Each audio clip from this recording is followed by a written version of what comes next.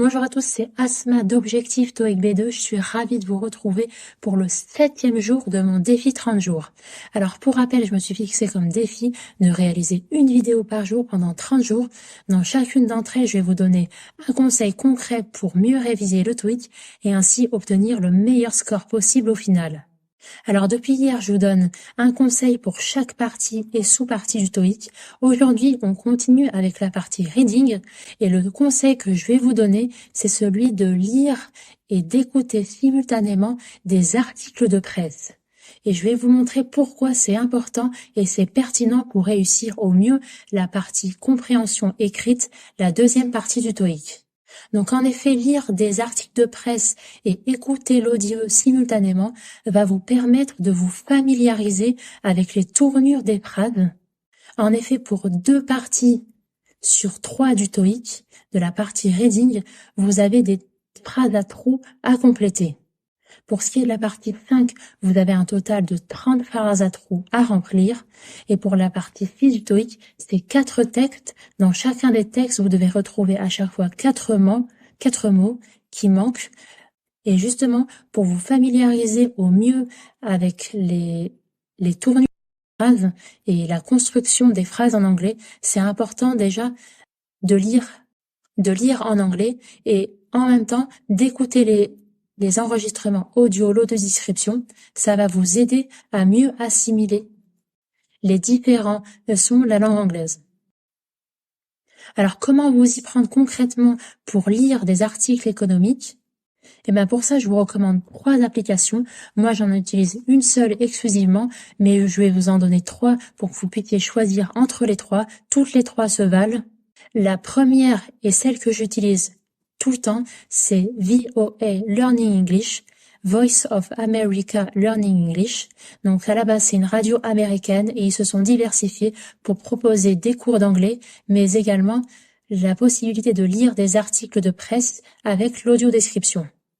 L'avantage de cette application, c'est que l'accent qui est abordé, c'est l'accent américain et c'est celui qu'on retrouve le plus au TOEIC, donc ça va davantage vous aider si vous consommez ce type de contenu. Ensuite, la deuxième application que je vous recommande, c'est Be Learning English 6 Minutes English. Donc, je vous mets tout ça en description de la vidéo avec les liens directement pour accéder aux applications. Donc là, la BBC, c'est un podcast qui est également retranscrit et qui va vous permettre de lire et d'écouter simultanément l'article de presse. Ensuite, le 3e site que je vous recommande, c'est British Council Learning English. Donc là, pareil, ça va être des audios, mais également avec la transcription écrite, ça va vous permettre de lire et d'écouter en même temps et de vous familiariser au mieux avec les sons de la langue anglaise, mais en plus de vous allez pouvoir, dans les 3 cas, vous familiariser au mieux avec les tournures de phrases et ça va vous aider au mieux à réussir 2 des 3 parties de la partie reading. Donc ma préférence, c'est VOA Learning English parce que c'est vraiment un site très bien fait, très intuitif, facile d'utilisation et en plus, c'est classé par niveau. Donc vous pouvez sélectionner du niveau A1 au niveau C1. Alors, ce qui me revient souvent, c'est j'ai pas le temps en dehors de mes créneaux de révision, justement, de lire des articles de presse. Donc, comment faire dans ces cas-là? Ce que je vous recommande de faire, c'est pas dès le départ d'y consacrer 10 petites minutes par jour, juste 10 petites minutes par jour à lire des articles et écouter simultanément l'audio-description. Mine de rien, au bout de 6 jours, ça représente déjà 60 minutes, soit 1 heure d'immersion et de lecture en anglais. Et je peux vous dire qu'à la fin, ça peut faire la différence.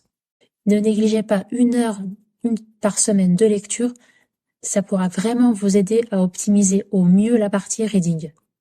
Maintenant, c'est à vous de me dire en commentaire si vous aussi, vous écoutez ces applications, si vous les connaissiez, comment vous faites pour lire des articles économiques. Je serais ravie de vous lire en commentaire et d'ailleurs n'hésitez pas si vous avez un problème concernant vos révisions TOEIC, n'hésitez pas à me le dire en commentaire et j'y répondrai avec un conseil concret à mettre en application pour surmonter cette difficulté.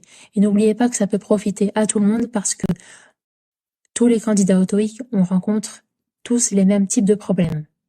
Donc ça peut faire gagner du temps Et justement, en parlant de gain de temps, vous êtes libre de recevoir mon kit de démarrage au TOEIC. C'est sous forme d'e-book et dedans, il y a 7 fiches récapitulatives qui correspondent aux 7 parties du TOEIC.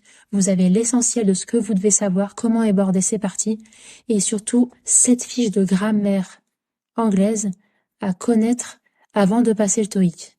Plus, je vous livre une petite astuce pour répondre au mieux justement aux parties 5 et 6 du TOEIC, pour sélectionner au mieux parmi les 4 propositions de réponse. Tout ça, ça se passe en description de cette vidéo. Et pour ma part, je vous dis à demain pour une nouvelle vidéo de ce défi 30 jours. Je vous dis très bon courage pour vos révisions TOEIC. À très vite.